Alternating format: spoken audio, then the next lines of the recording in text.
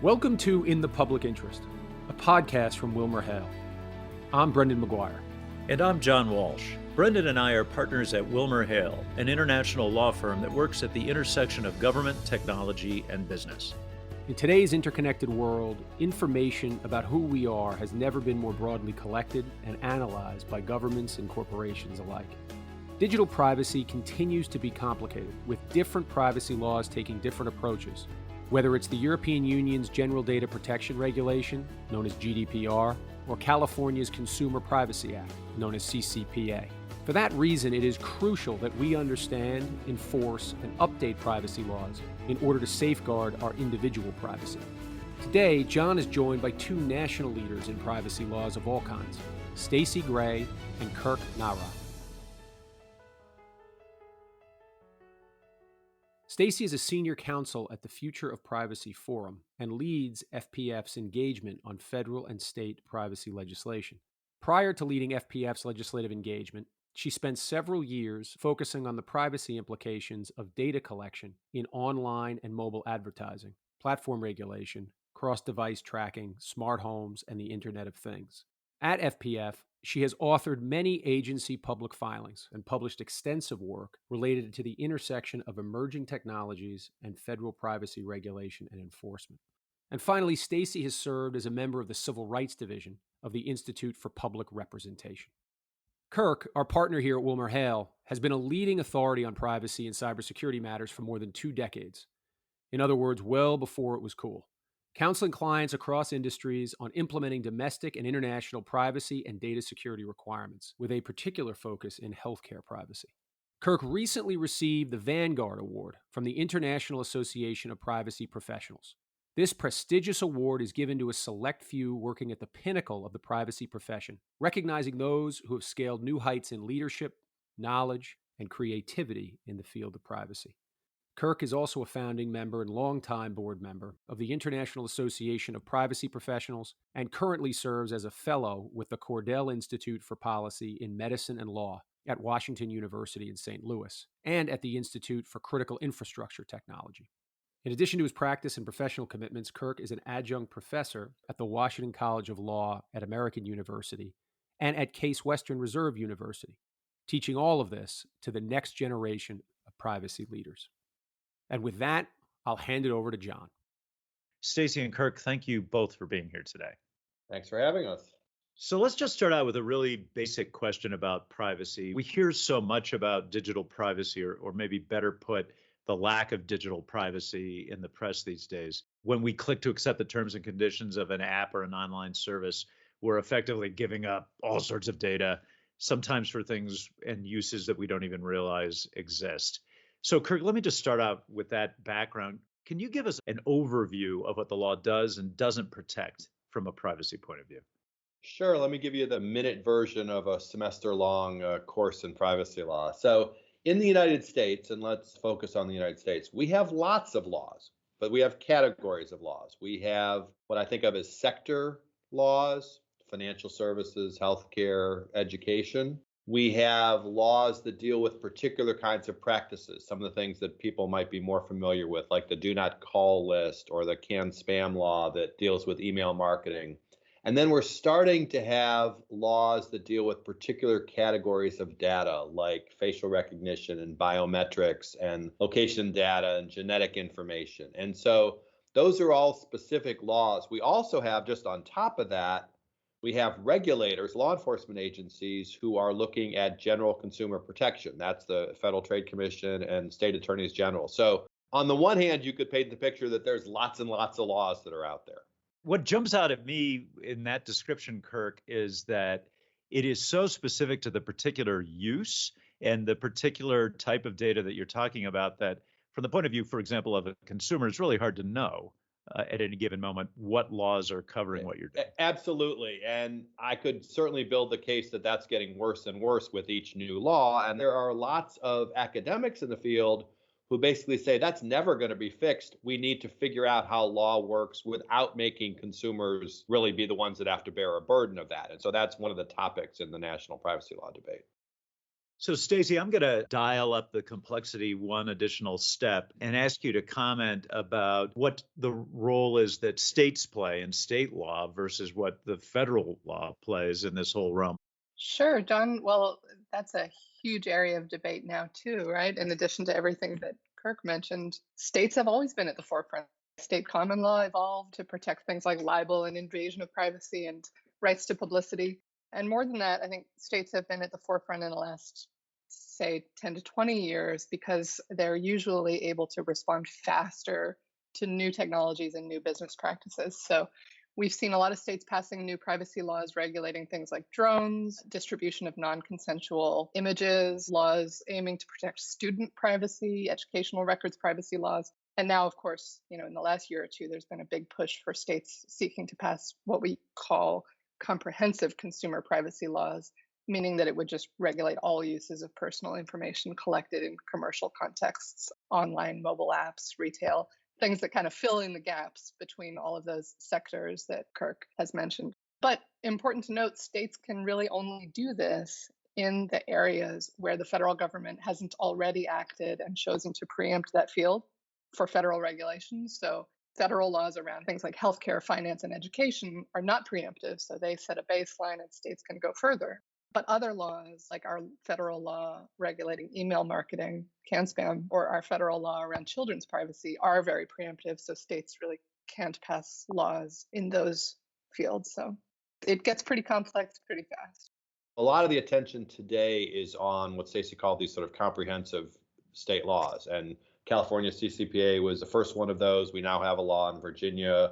Personally, how I look at those laws, and I think Stacey used this word also, they're really gap-filling laws. They're not comprehensive laws because the California law, for example, exempts all kinds of people that are covered by other existing laws at this point. The Virginia law is even broader than that. And to go back to a point you made earlier about consumers, one of the facts that I've been using about the California law a lot is that if you are a California consumer, your healthcare information after the CCPA is now regulated by at least 6 different regulatory frameworks in California. You have HIPAA for healthcare, you have the California healthcare privacy law, you have common law for medical research, you have CCPA, which fills in some gaps, but it doesn't fill in gaps for nonprofits, and it doesn't deal with employee information at all. So I don't know how a consumer could possibly make sense of that. And while consumers at least get some protection provided by this law sort of automatically, it's not clear and it's not comprehensive and it's not consistent, which is,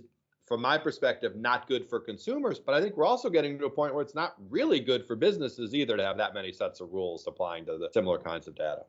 Following up on that point, when I hear that there are all these different state laws with different state requirements, the thing that immediately jumps to mind is there room for a national law that would preempt some of this and make it consistent across the country in a way that people could follow no matter where they were doing business?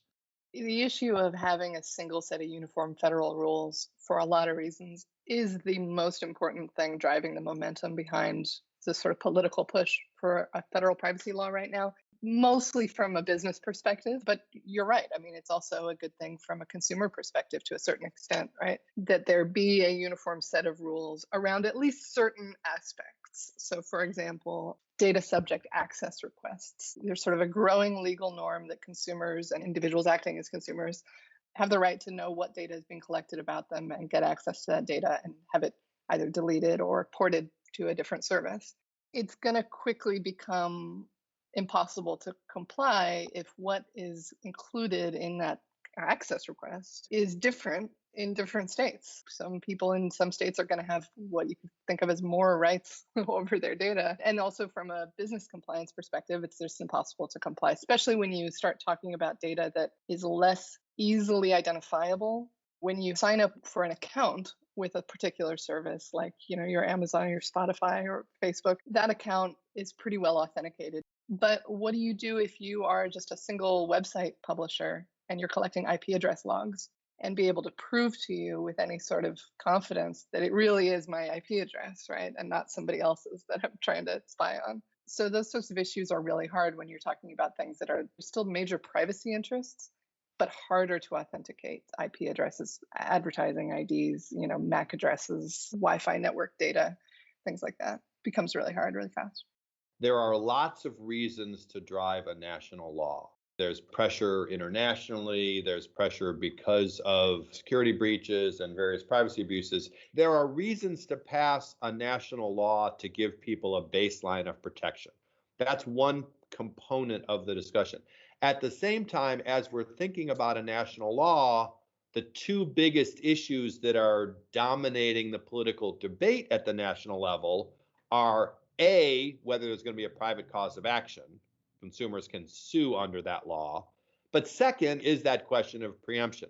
Is the national law going to become a floor and a ceiling or just a floor? And that's very much part of the debate. And you could take different positions on that.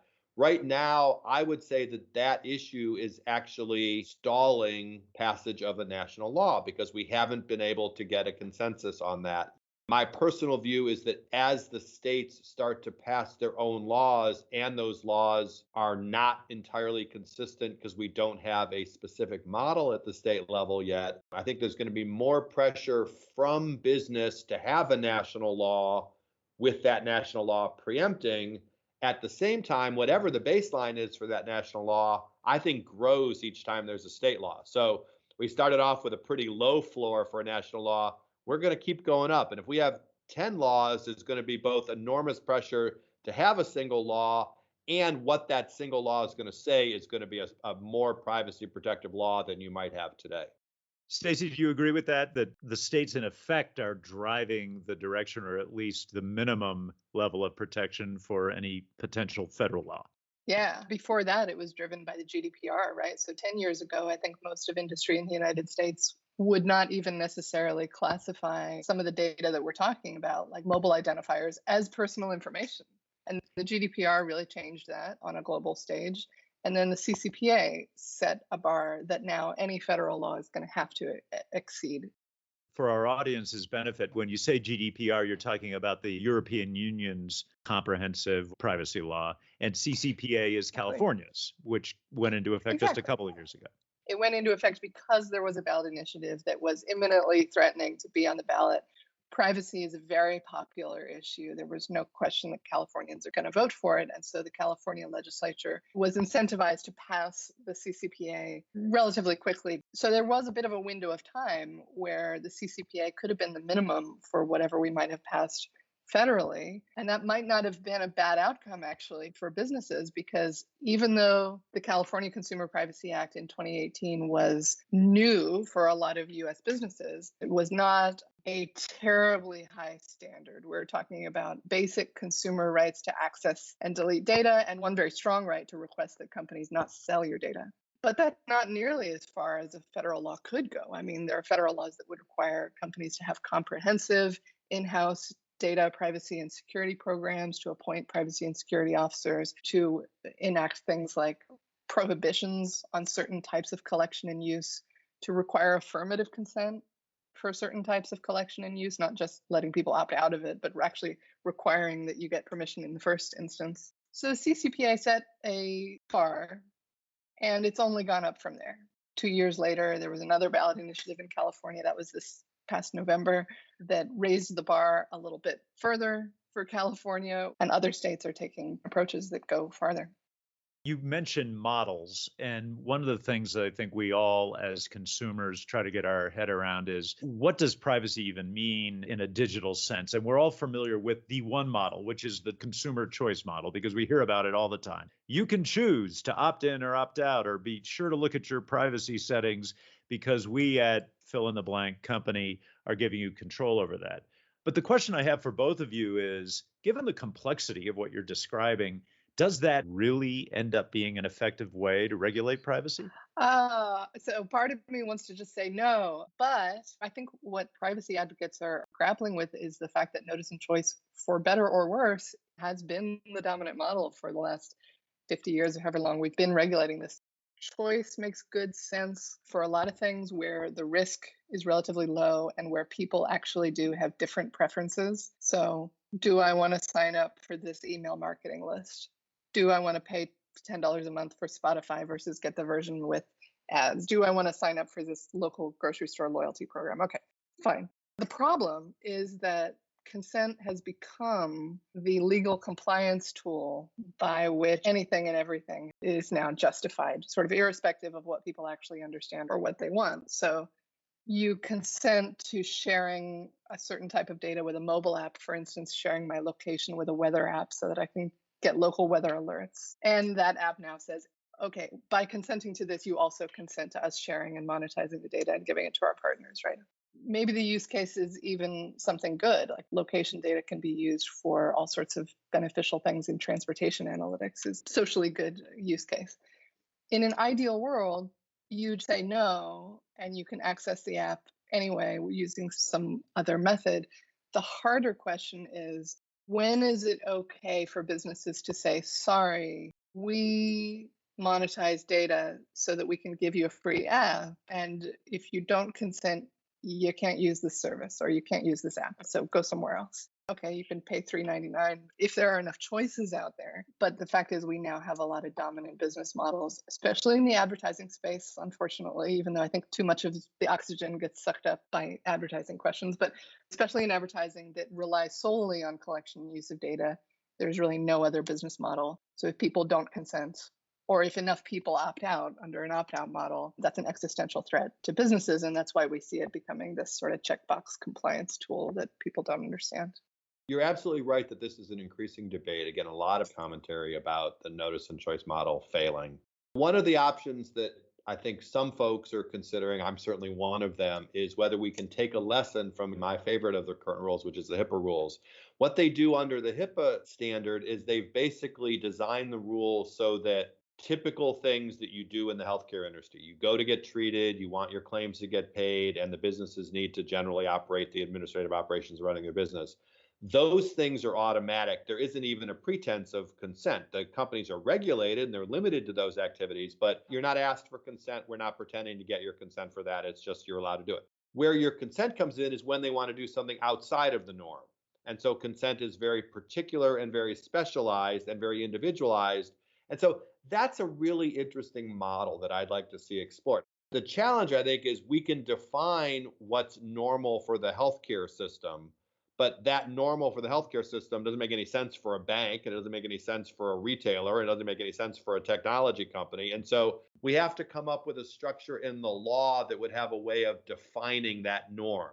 One of the things that recently came to light via some investigative reporting by the New York Times was how easy it is to take anonymized GPS location data and kind of patch it together from multiple sources to effectively identify an individual person who thought, maybe they checked off and said, fine, I'll submit my anonymized location data to whatever app it is. But when you put a lot of different databases together, you can pretty easily, with the kind of computing power we have these days, identify individuals. And New York Times was able to track and identify individual people, where they went, what store they went to before they went to work, when we were still going back to work.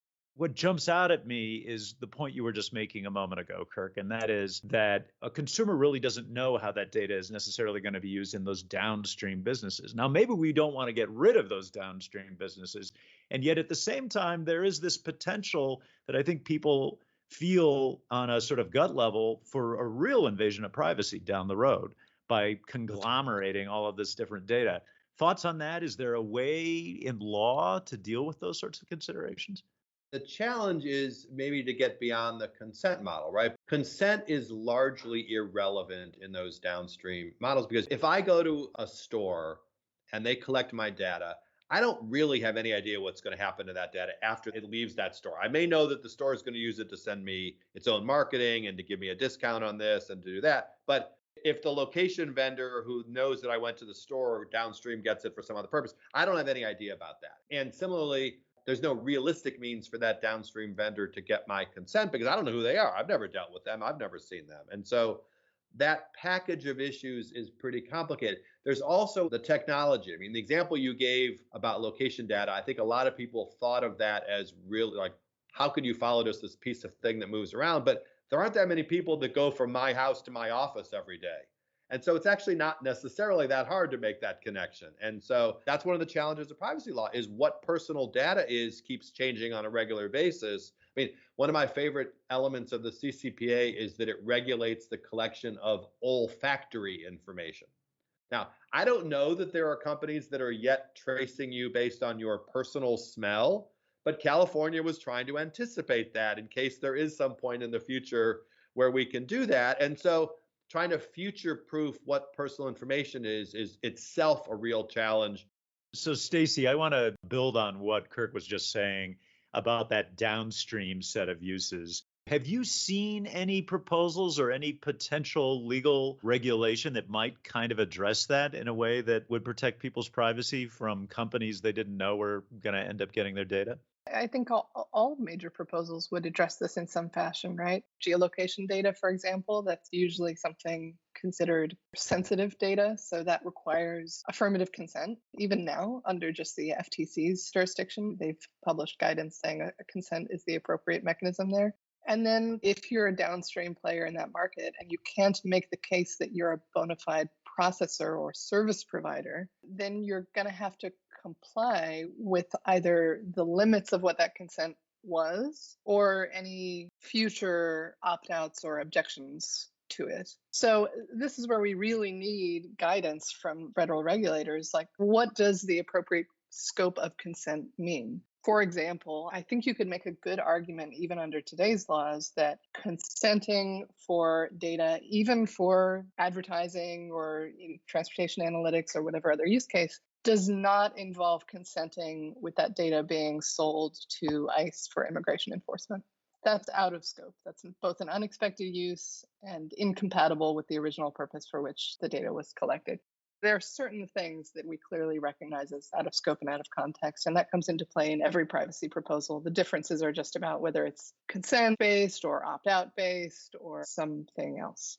You said something really interesting there, which is guidance on what the scope of consent really means. In other words, if I understood you correctly, that there might be a law that says you can ask a consumer to consent to this much, but only this much and not beyond that, basically. Is that a fair description, or would it operate some other way? There are some proposals that would seek to ban certain uses. Center for Democracy and Technology has a proposal kind of like that would just ban certain uses of geolocation data for things like probabilistic cross-device matching. There's a very specific geolocation use case where you could say, like, oh, this watch belongs to the same person as the browser and the phone. Okay. Some proposals would seek to just ban that. But I do think we need more guidance on consent. So this is a very robust field in the European Union. The basic principle is not that you can't consent to some things, although maybe we should be talking about that. But it's more that what you do consent to ought to be clear and understandable to the user and specific. It can't just be, hey, I'm a mobile app, I'm requesting your consent for analytics, right? What does that mean? It can't be, I'm just sharing with my partners to give you a better personalized experience. What does that mean? But each of those points then has its own stream of issues that you have. I mean, for example, location data. You are asked typically when location data is being collected, and you can say yes or no. But what you don't really know at that point is, other than you're trying to get directions to get to the restaurant for dinner, but you don't have any idea what's actually going to happen to that data after that. Similarly, there are uses of that data where we may say, you know what, it's okay if a bank uses that for this purpose or a retailer uses it for this purpose, but we don't want an immigration regulator to use it for a different purpose. So there are advocates in the healthcare industry who would like to see a very different consent model. They would like to see consent be for any kind of use of your health information. I don't know how that would work. You'd be asked 50 times a day to give your consent for something. We're going to have that challenge under the Virginia law. The Virginia law that just got passed seems to require consent for all processing of any healthcare information. Either that's going to be, you agree to everything, right? Or it's going to be, here's a list of 875 things. Go through and you can check off 1, 16, and 47, but nobody can actually do that. And so that's, again, where we push to this idea that the consent model, where we are putting a burden on consumers, just may not be really the right way to think about it. I think the GDPR provides a good alternative. Look, in the United States, I hear a lot of people saying the GDPR requires consent. That's just not true at all. I think we see a lot of the sort of consent-based cookie banners based on the e-privacy directive that requires consent for cookie placement. But the GDPR, the EU's sort of privacy law, relies not just on consent, but on having one of a list of lawful bases in order to collect data. Consent is one way you can collect data if it meets the very, very high standard of being specific and informed and something people can understand and easily, reject later on. That's actually really hard, if not impossible, for a lot of companies to operationalize. There are just some contexts where it's literally not possible to get consent, even if you wanted to. For instance, the collection of any passive ambient signals in our offline environment. Walking up to a billboard or a bus stop sign that is now digital and is displaying information being perceived from my phone or my device. That kind of thing involves personal information. There's no user interface, though. It wouldn't be possible for it to get consent, even if that were desirable. Technologies like a video camera on your electric vehicle, your connected car is going to collect information from passersby in order to work. That's not a context where it's possible to get consent. So you have to rely on other safeguards. The GDPR, I think, does this very well. It's got 6 lawful bases to collect data. Consent is one of them. Another way to collect data is through something called legitimate interests. And it's something that gives both advocates and companies a lot of anxiety sometimes in the United States, right? Because companies look at it and they say, oh, that's not clear. I need to know what the rules are in order to be able to comply. And consumer advocates look at it and they say, I don't know, that looks like companies are going to be able to do whatever they want. But applied with some enforcement power and strength, it can actually be a really useful, powerful tool. So a legitimate interests legal analysis involves saying, do you have a legitimate interest in collecting this data? Okay. Is it outweighed by the impact to the rights and freedoms of the data subject?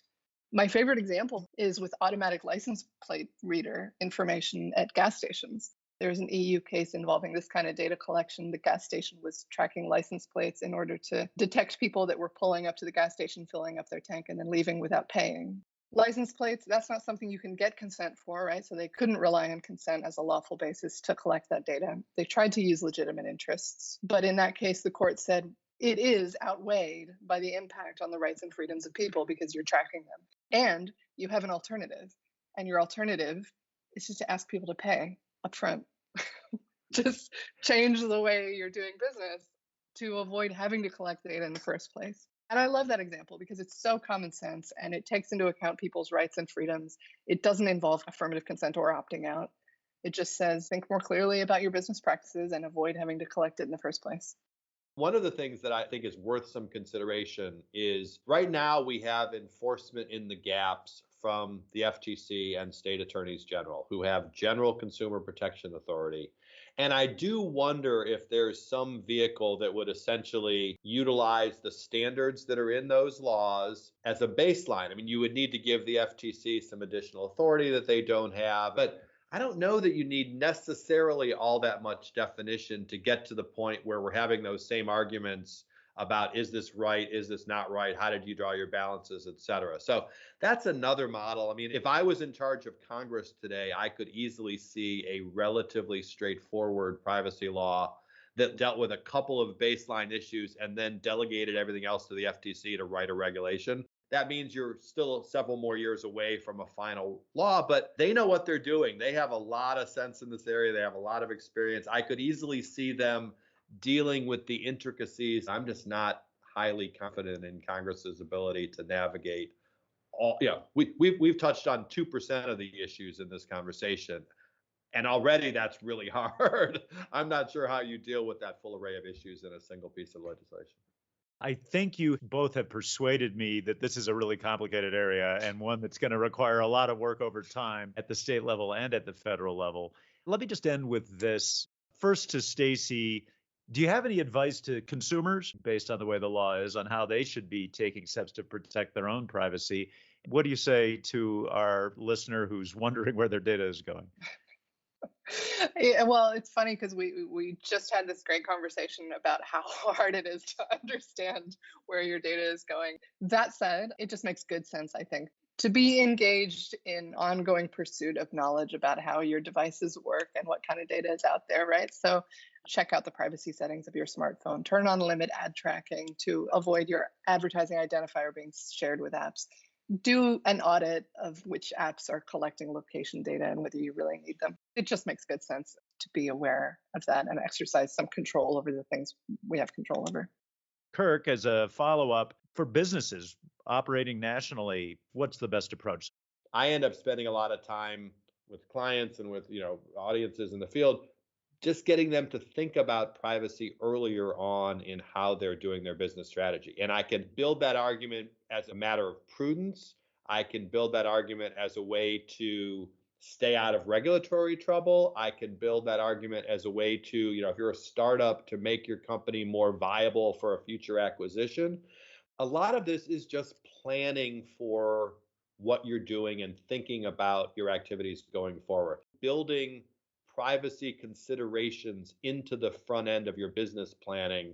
Now, sometimes that's called privacy by design in our field, is a really smart way to just navigate and anticipate all of these issues going forward. Really, whatever they are, whatever your business is, whatever your industry is, as the law evolves, just being conscious of how important these issues are for your overall business planning. Well, thank you very much, Kirk. And Stacey, thank you so much for joining us. I suspect that we may need to do a follow-up episode in a year or two as we see how all of this develops. Thank you all very much for your help today. Thank you to our listeners for tuning in on this podcast, and we look forward to talking to you soon.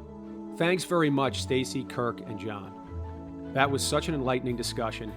And I certainly agree with John that it will be interesting to see how this evolves over the next couple of years. And I'm certainly relieved that we have experts like Stacey and Kirk to help us understand these complex topics. I'm going to go check the privacy settings on my phone right now. But thank you to everyone for joining us on this episode of In the Public Interest. If you enjoyed this podcast, please take a minute to share with a friend and subscribe, rate, and review us wherever you get your podcasts. We hope you'll join us for our next episode, and we'll see you then.